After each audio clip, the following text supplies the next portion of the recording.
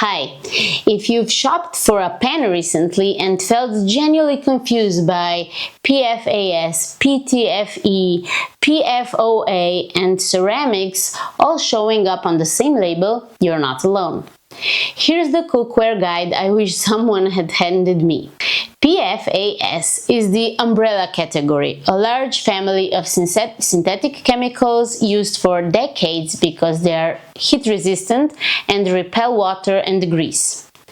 PTFE, the material behind traditional Teflon-style non-stick coatings, is one specific member of that PFAS family.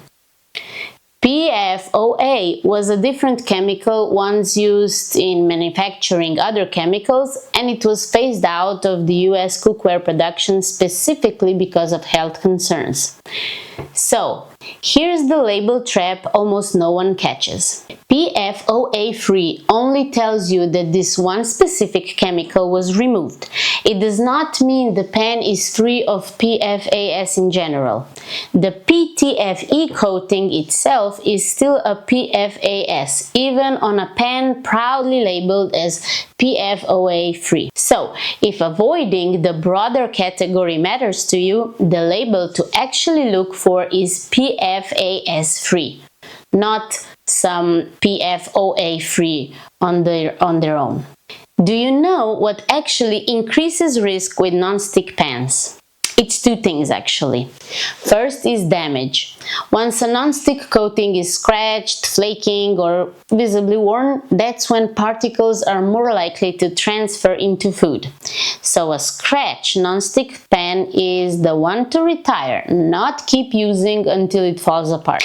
And number two is the heat.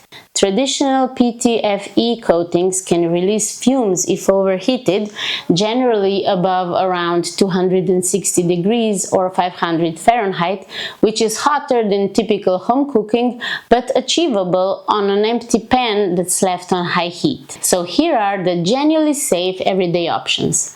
Stainless steel has no coatings at all, so there's nothing to scratch off or break down. It just takes a little technique with oil and heat to avoid the sticking. Cast iron is the same story, plus it can add small amounts of dietary iron into food, generally considered a mild plus, not even a concern. Genuinely PFAS-free ceramics coatings exist too.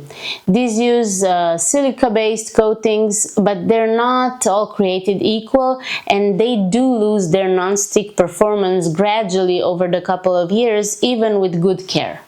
The good news is, several US states have already passed laws restricting the sale of cookware with intentionally added PFAS, and more states are now following. That doesn't mean every pan on a shelf is automatically gone, but it tells you which direction this is heading. So here's what I'd actually put in a kitchen with kids. A stainless steel pan or two for most everyday cooking, a cast iron pan if you are willing to learn the slight technique it takes.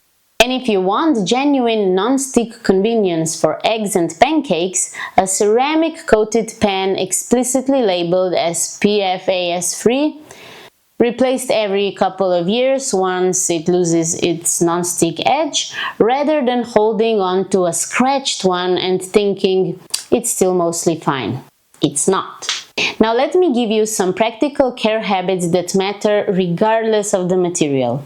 If you insist on using coated pans, use wood, silicone, or plastic utensils, never metal. Hand wash coated pans rather than running them through the dishwasher, which speeds up coating breakdown. And the last one, keep the heat moderate. You almost never need the highest setting on your stove for a coated pan. If this finally made cookware shopping make sense, please subscribe. I break down exactly this kind of confusing label situation regularly. Grab my free family health guide below for the bigger picture. See you soon and have a great day!